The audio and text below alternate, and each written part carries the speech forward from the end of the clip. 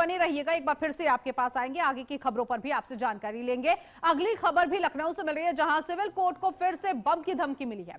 सूचना मिलते ही पुलिस महकमे में हड़कंप मच गया। वजीरगंज थाना क्षेत्र में सर्च ऑपरेशन चल रहा है और मौके पर पहुंचे बम निरोधक दस्ता और डॉग स्क्वाड। कोर्ट परिसर में सघन चेकिंग चल रही है, सुरक्षा के कड़े इंतजाम भी है, हर एंगल से जांच की जा रही है। तो लखनऊ में ये जो बम की धमकी है वो मिली है, कोर्ट को बम से उड़ाने की धमकी दी गई। पुनीत लगातार हमारे साथ बने हुए हैं। पुनीत, एक बार फिर से ये ईमेल आया है, कोर्ट को धमकी दी गई, ये किस वक्त आया, किसे ये ईमेल मिला और अब कैसे सिविल कोर्ट में जांच की जा रही है?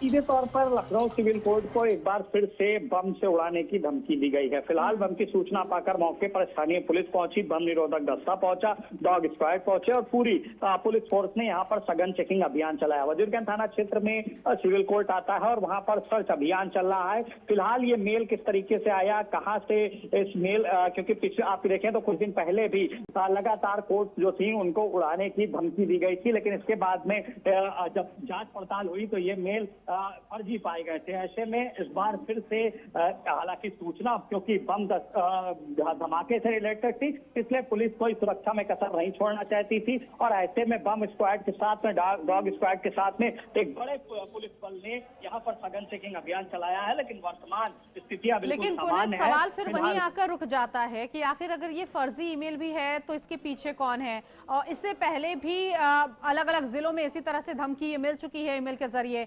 तो पुलिस कुछ बता पा रही है कि वो कहां तक तहकीकात में आगे बढ़ी है, क्या कुछ उसे मिल पाया अभी तक? और अब तो जब दूसरी बार इस तरह की धमकी मिली है तो कोर्ट की सुरक्षा तो और ज्यादा बढ़ा दी गई होगी।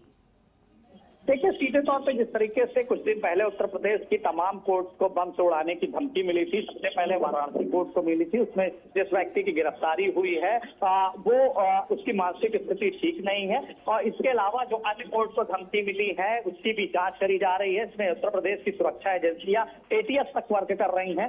डोमेन सर्च किया जा रहा है कि आखिर ये मेल कहाँ से आ रहे हैं और जो बम से उड़ाने की अफवाह होती है हर बार, क्योंकि मामला सुरक्षा व्यवस्था से जुड़ा हुआ है, इसलिए पुलिस चेकिंग अभियान में किसी भी तरीके की कोई कोताही नहीं बरतना चाहती है। लेकिन समय समय पर जिस तरीके के ये मेल आ रहे हैं, जिस तरीके की अफवाह उड़ रही है, पुलिस इस पर वर्क कर रही है। पुलिस का साफ तौर पे कहना है कि इस तरीके की जो अफवाह फैला रहे हैं या जो मेल भेज रहे हैं उनके खिलाफ सख्त कार्रवाई करी जाएगी। जी, ऐसे में अब आज भी काम कुछ वक्त के लिए प्रभावित हुआ होगा जब ये ईमेल मिली है।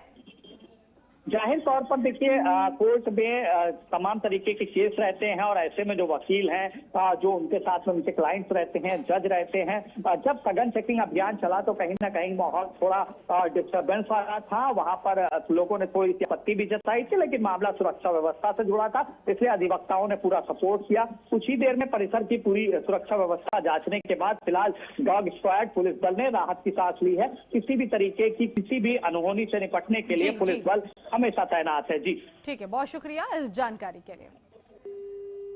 और यहाँ रुकेंगे एक